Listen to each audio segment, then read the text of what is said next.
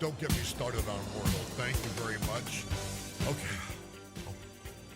Eric Johnson, our show producer, just before he turned the mic on, says, well, you didn't do very well at Wordle. I'll take a breath. I'll tell you more about it later. It's 17 minutes after 5 o'clock. Instead, I think we'll focus our attention on our conversation we're going to have with John Strand, Fargo City Commissioner John Strand. He's going to serve another year on the National League of Cities Human Development Federal Advocacy Committee. And John, welcome again to the Drive Time News Hour. Jack, it's always a pleasure to be on your program on KFTO. Well, who are the members of the National League of Cities and this advocacy committee? Who are you guys? Well, we have a state level of the North Dakota League of Cities, and everybody has their state leagues. Then you have the collective group of the National League of Cities, which is a pretty influential group that deals a lot with, especially global issues that Congress, especially, would be paying attention to. But it's members from across the whole country.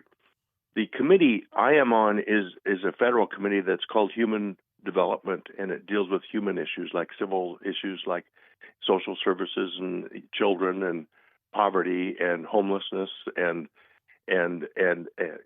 immigration issues and people type stuff. Jack, and I would say there's probably about 30 people across the country who sit on this committee. It's my second year on it, and it's just a real learning experience every time we connect to have that reach with them and what we're all talking about. And are you all elected officials? We are all elected officials. And which of those areas that you just listed, that equal opportunity in education and Social Security and senior citizens, et cetera, do you think most affect Fargo? Or do they all affect Fargo? I think they all do. They're all people topics. But, while we might not think immigration's, actually, we have a border on the north side of our state. And we have folks like we're even learning now with the Israel-Palestinian conflict that there's so many people on all sides of that affected locally, because we have people from all over the world here. I think some of the ripest topics out there have to do with affordable housing and homelessness and addictions and services for people like wrestling with behavioral health challenges. I think those issues really are as present here in Fargo and North Dakota as anywhere in the country. Indeed. You said in the press release that you get to learn from elected officials across the country, but they also get a sense of how we do things here in Fargo.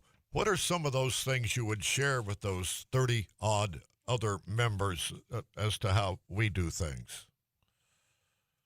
Interesting question, Jack. I would say that this relationship that I have working this closely with some of those folks at the National League of Cities began in about 2017 or 18 when I was presenting on behalf of Fargo at the National League in a panel discussion about smaller cities and how they're combating and addressing the opioid crisis.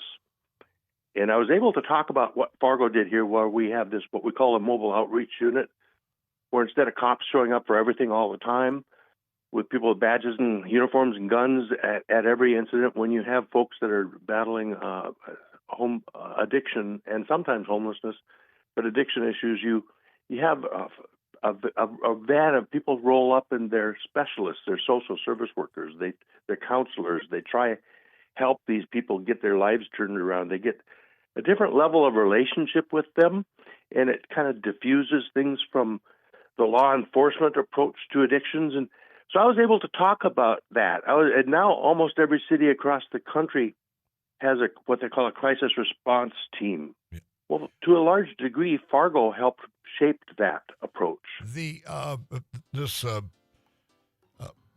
Will these meetings be held in person or online? Will there be a lot of travel for you? There will be a meeting every month, and then there are 3 convenings per year in person. I usually go to the National League of Cities. I sometimes go to the Congressional Cities Conference in Washington, D.C. I will not be going this year, Jack, but I will be joining virtually. Well, so we meet monthly, and then when we can, we are at the personally at the conferences. John, they're playing music behind us. When are you going to announce in regards to the city commission position you hold now? Listen to you Sly. I will say this. You can maybe connect the dots, but I'll be making a formal announcement this coming week. Thank you very much for joining me. Always a pleasure. You're a friend and you're a good leader.